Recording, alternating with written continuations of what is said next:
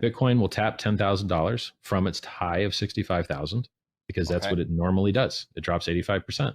See Bitcoin fall approximately 45% more from approximately that, breakdown level around 18,000 and change. To me, that gives me a target just below 10,000. And I really do think that we will see $10,000 Bitcoin. I really, really do. When hasn't Bitcoin done an 85% drop? It always does. It always has. Why would it stop? My price calls are amazing. I make very, very few of them. And it's a lot easier to get it right. Their gap all the way over here that happened. And this one happened back in July 24th of 2020 during DeFi summer. This gap, I do believe, will be filled. And I also do think that it will be filled when we do hit 10K. I personally believe that Bitcoin will hit 10K. My honest personal feeling is that we're going to probably see 4 digits Bitcoin. The reason being is that there are so many ripple effects. I still feel like FTX is a ripple effect of Luna, where Alameda lost a bunch of money and now they're collapsing. Potentially bring Bitcoin even lower, maybe around $10,000. It off. That's when, as an investor like myself, starts to inch in. I also think you look for technical levels like the pierce of 10,000 to the 9,000 target. Think about how many stops will be right at that 10,000 level that'll get wiped out. You'll see major panic below 10,000 because it breaks the even number. And there you have your favorite influencers back at the very bottom, preaching you about a lower dip. Well, yeah, that was mainly the general sentiment of the market right here. And this video and this clip of your favorite influencers, or at least 1 or 2 of those, were just giving you all of that information, how they are certain that we are going here to this area level. Back then at this area is where we purchased, and I'm not saying that we know things others don't. What I'm trying to say is when we combine technical analysis with on-chain metrics, we have the tools of making our own decisions instead of just browsing what other people on YouTube and on social media are saying and build our judgment and decisions according to what they think. And since all of them were just pushing to the same narrative and the same price target, that makes our theory of this market being driven by a herd mentality and generally influencing the whole market based on influencers just pushing an idea and and making those very well followed influencers push that idea forward, and then whales and market makers would just go against the general trend. So by obtaining the tools, you have the decision of making an action against the general trend where everyone is going, and that's how money is made in the market. So welcome back to Coffee Infused Crypto. Today we're diving back onto on-chain analysis in the second video of our series. I just wanted to share that video with you, and from a technical perspective or technical technical analysis perspective, back here I personally was certain that this trend line, this legacy trend line, where I love to call it, would hold based on this holding us since 2017. So that, alongside the sentiment from on-chain of what we're gonna see soon in a bit, made me make the decision of just going deeper and more aggressive at this area, and it paid off. Just a perk, a peek to see. I'm looking at this chart. I mean, I'm just gonna leave this there for you to make your own decisions. So this is for if you're following the content, you can benefit from those.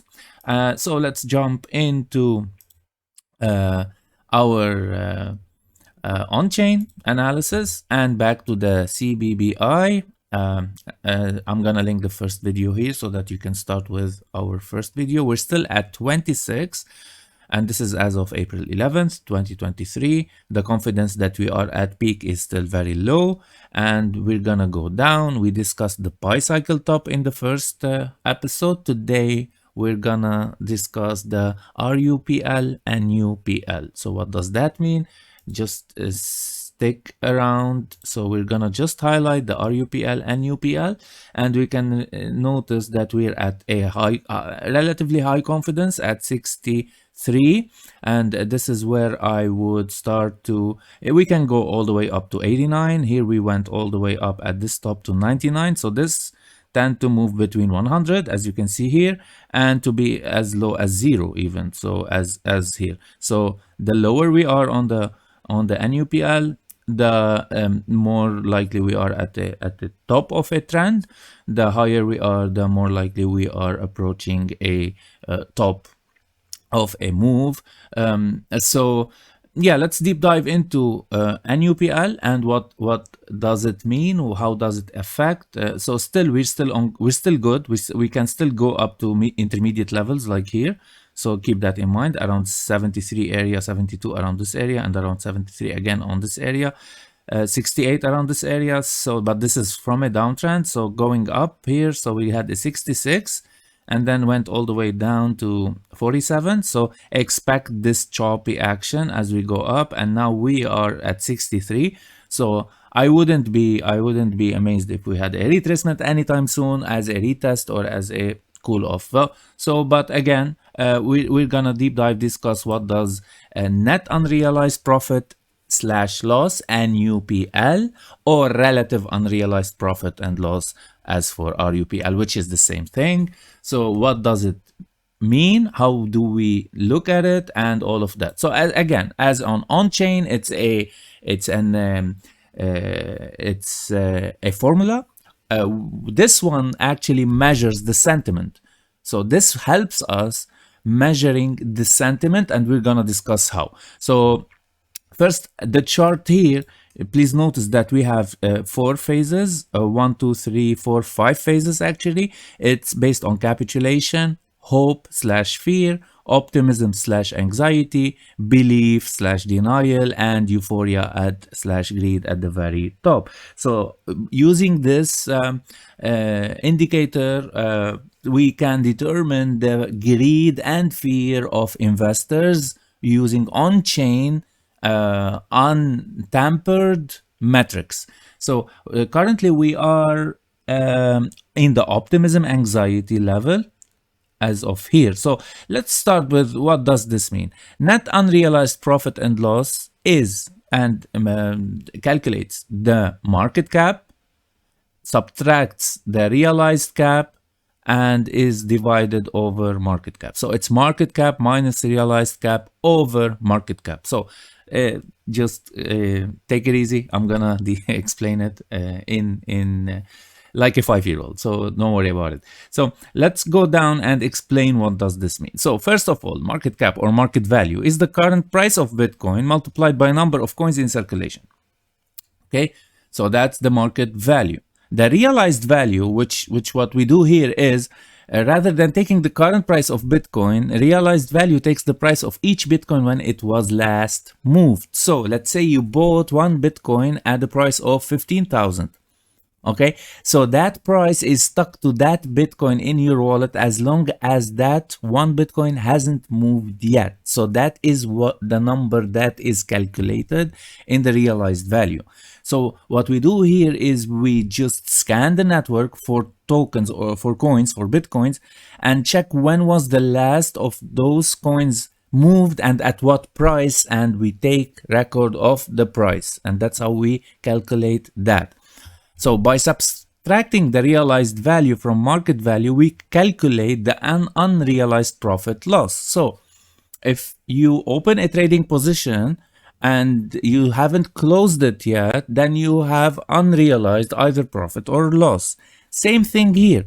We calculate the difference of when this coin was moved into the wallet at what price and what current price is now, and the difference of of price is unrealized either profit or loss. So in the case of $15,000 Bitcoin you have, which you haven't moved ever since, and today we're at around 30,000, an unrealized profit or loss on that one coin is 15,000 in profit. So you have an unrealized profit of 15,000. So take that one coin and multiply it by 20 million, 19.2 million coins in circulation or in the ecosystem, and you can get the average of the whole moving circulation. So if we divide the unrealized profit loss by the market cap, this creates a net unrealized profit loss, sometimes referred to net NUPL,